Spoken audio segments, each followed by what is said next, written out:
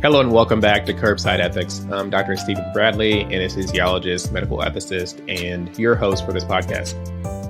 I really didn't intend for Curbside Ethics to center entirely around COVID-19 and vaccine administration, but these topics keep coming up in the news, and I definitely want to address things that are relevant to our practice. As we push and lean towards employer-mandated COVID-19 vaccinations, one of the biggest things to keep an eye out for is the Department of Defense. It's no surprise that the military has a lot of mandates and things that service members who have signed up to follow orders, essentially, and protect and defend the Constitution and all that. It's no surprise that at some point they were likely going to be mandated to take this vaccine. As I get started, I do want to make it clear that this is my own opinion. This does not reflect the opinions of the Department of Defense, the United States Navy, just in case you were thinking otherwise. So recently, the Pentagon has moved towards making vaccines mandatory for service members.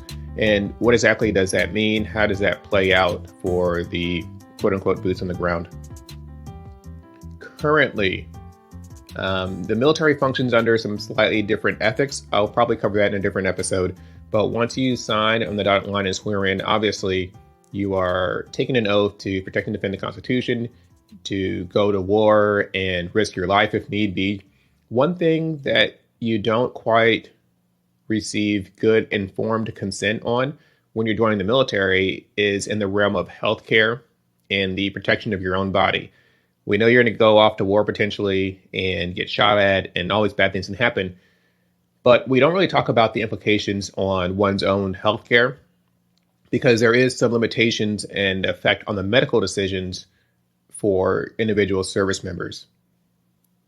The military kind of leans heavily on utilitarianism in the sense that we're all one fighting force, and they typically prioritize the good of the majority as opposed to the health of the individual soldier or sailor. And this doesn't frequently come up, but it does play out in different situations. One of which would be with these COVID-19 vaccinations. There's a phrase that will come up again and again, and that is the maintenance of a healthy, ready fighting force. This was in a memo from Secretary of Defense, General Lloyd Austin. He said this in a memo that we need to defend this nation. We need a healthy and ready force. And he strongly encourages all Department of Defense, military and civilian personnel to get vaccinated now, and for military service members to not wait for the mandate. Just kind of couching his language a bit because we're not quite at the place where we can mandate this vaccination. The Pentagon cannot unilaterally mandate this because the Food and Drug Administration has not yet fully approved this vaccine. If they were to mandate it now, the Department of Defense would require a waiver from the president, which may be asked for in the near future. Once the vaccine has been approved by the Food and Drug Administration, individual services can draft up plans to implement mandatory vaccination for their service members. Alternatively, if the president issues a waiver, then it falls to the individual services to draft those plans as well.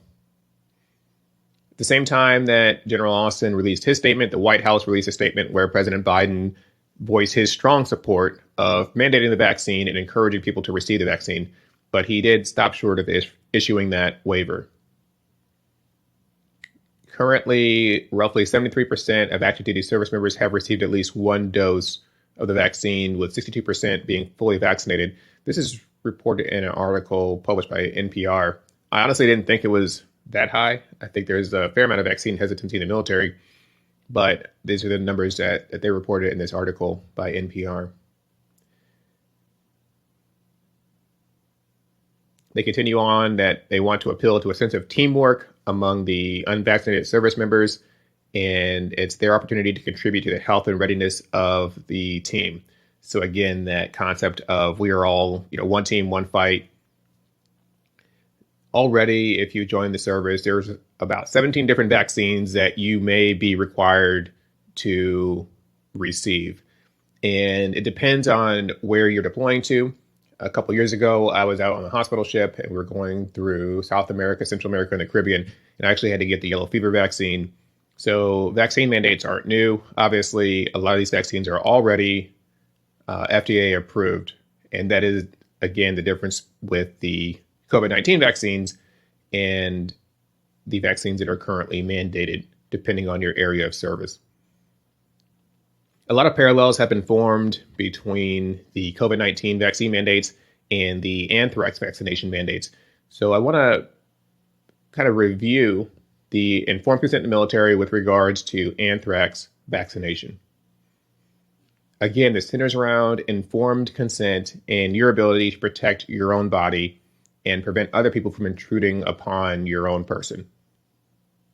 With informed consent, you should be told of the risks and benefits of the medical treatment you're going to receive, and you should be able to provide consent prior to receiving this treatment.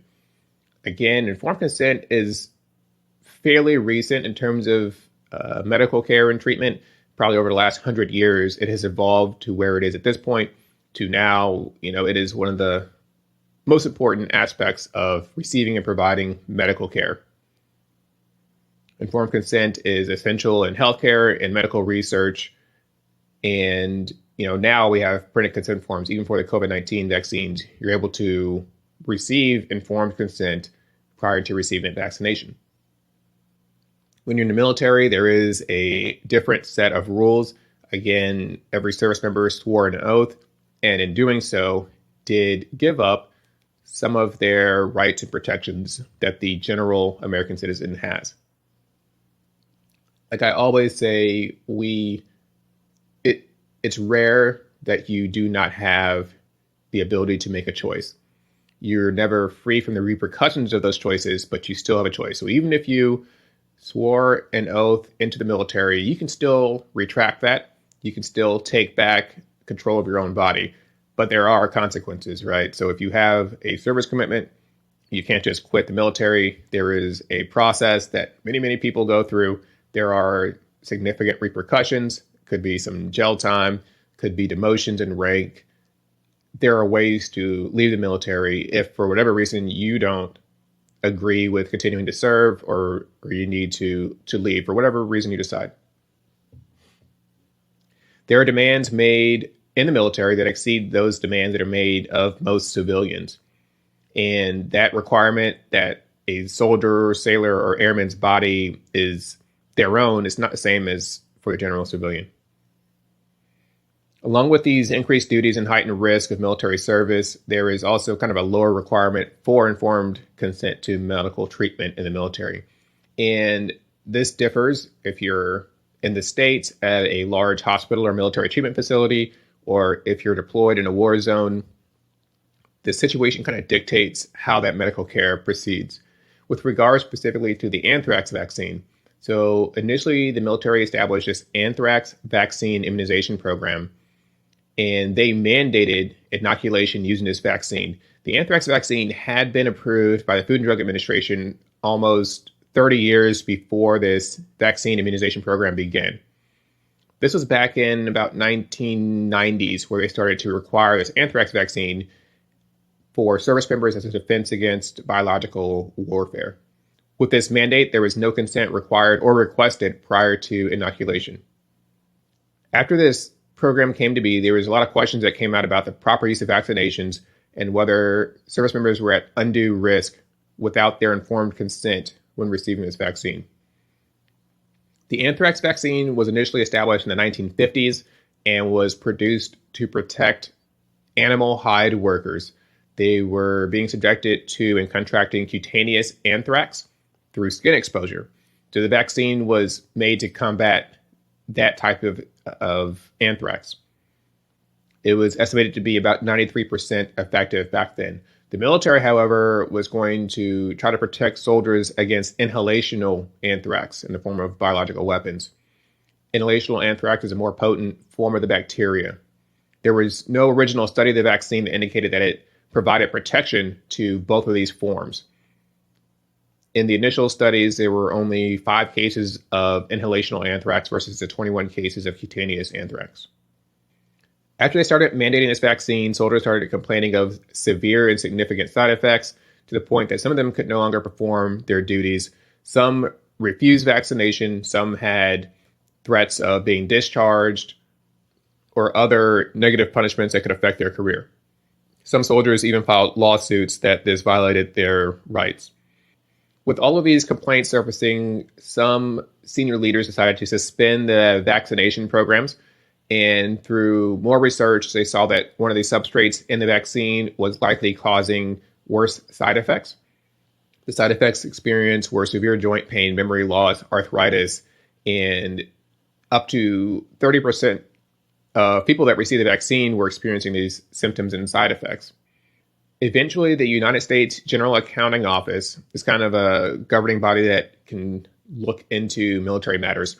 They performed their own survey of National Guard and Army members, and their survey results were consistent that the rate of adverse events from the vaccination was significantly higher than what was stated in the vaccine product insert. So it was worse than what the research showed and what was anticipated.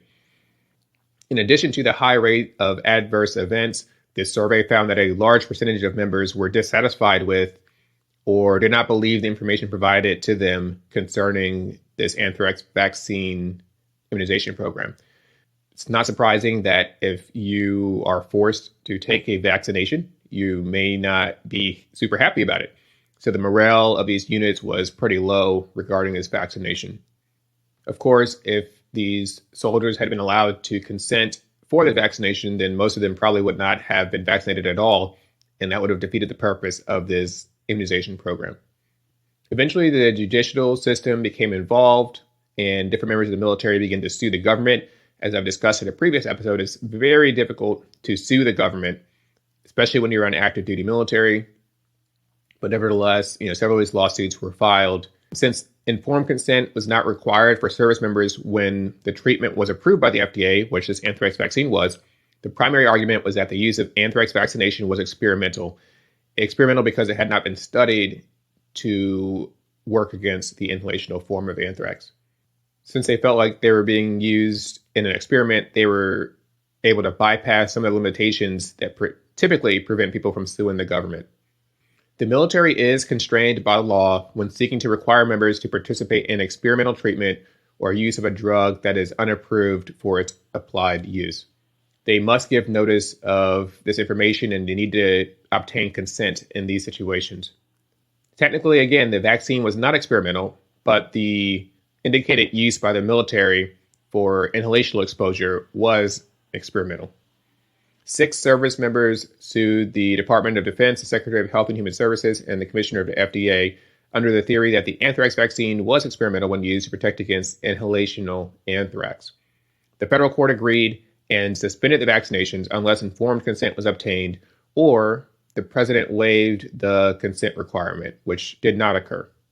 Shortly after that, the Food and Drug Administration announced a final rule that classified the vaccine as safe and effective, independent of the route of exposure. Despite this, the federal district court again agreed with the service members. The FDA's previous practice for final rules mandated that there was a public comment period. And since it had been 18 years since it last solicited comments on the anthrax vaccine, the court halted the involuntary inoculations. They stated that unless and until the Food and Drug Administration follows the correct procedures to certify the anthrax vaccine absorbed as a safe and effective drug for its intended use, the Department of Defense may no longer subject military personnel to involuntary anthrax vaccinations absent informed consent or presidential waiver. And this applied to all members of the military. So this program was halted back in 2004. However, that did not mark the end of the program. In 2005, they modified this injunction at the request of the government. The Food and Drug Administration had not yet approved the vaccine for its intended use, but a law enacted in 2004 permitted emergency use authorization, which allows unapproved use of a drug by the military based on a determination of a military emergency involving a heightened risk of attack with a biologic agent. So today, the anthrax vaccine immunization program is mandatory for service members serving in certain areas, and it is voluntary or encouraged for others. There is a whole website dedicated to that where people can look up more information on mandatory anthrax vaccination.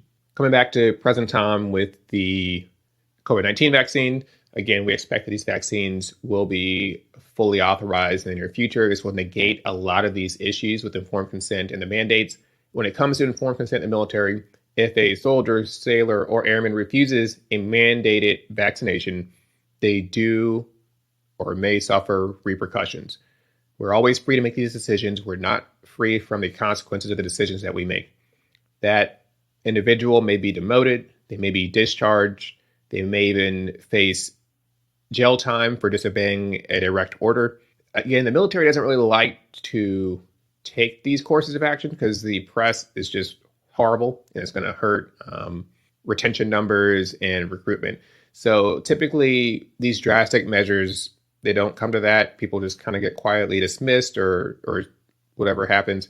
However, in the military, there are still valid arguments for providing certain treatments without consent where the health of the individual or of the whole, so the military team, where their health is at stake. Although it's true that the armed forces are exempt from any rules that govern the conduct of private citizens, to require treatment known to have a relatively high incidence of side effects does test the limits of these arguments. At some point, there is so much risk to a person that we should not be able to waive informed consent. Obviously, with these COVID-19 vaccines, there's a much better risk and side effect profile, and these vaccinations are absolutely indicated for service members. A lot of times, folks going on ships, I remember back in the start of the COVID-19 pandemic, where the military decided to send hospital ships up to help out with COVID surges. And I was initially checked in on the USNS Comfort preparing to sail to New York City. And all of the rules and instructions from the CDC talking about social distancing and masking, all those rules were circulating. And we had muster, which is like a get together, essentially. It's a big meeting on the ship to discuss a plan for deploying to New York. And in this large room were well over 100, 150 people standing shoulder width apart. So literally everything that had been recommended about social distancing was not being followed. It was impossible to follow social distancing mandates and recommendations, whether you're working on a hospital ship or whether you're on an aircraft carrier or a submarine. Submarines breathe recycled air the whole time that they're underwater. So in this setting, it doesn't take much for diseases to spread. Most aircraft carriers, when they deploy, they go through a bout of norovirus and it just rips through the entire crew. They call it the double dragon because there is a forceful expulsion from both ends of the alimentary tract. I guess this is a nice way to put it. And everybody goes through that. They get symptom relief, IV, Zofran, all that. And eventually everybody just kind of passes it. So these diseases absolutely spread. Essentially, you're on cruise ships. We saw what happened with those in the pandemic. So for the military, it is absolutely crucial that our soldiers, sailors, airmen receive this vaccine and will be the best for maintaining a healthy, ready fighting force, as well as decreasing the spread of this pandemic and helping us return to a normal way of life. Thanks so much for listening. Hopefully you learned something new from this episode. A lot of the information I got from an article by NPR. It was entitled, "The Pentagon Has Moved Toward Making Vaccines Mandatory for Service Members." This was written by a James Dubeck and published about August 19th, 2021. With regards to the informed consent in the military anthrax vaccination, that was published in the American Medical Association Journal of Ethics by a Mr. Lee Black. He is a lawyer, and it was published back in 2007, October edition. If you enjoyed what you heard, if you have an interest in medical ethics, please like the show, leave a rating, share with someone else that may benefit from this. If you have any specific questions about medical ethics, my website, Stephen Bradley, MD, I have a couple of links where you can actually send me a consultation and we can chat about it and hopefully come to a solution. So tune in next week to another episode of Curbside Ethics, a podcast that helps you make better ethical and equitable decisions for the benefit of your patients.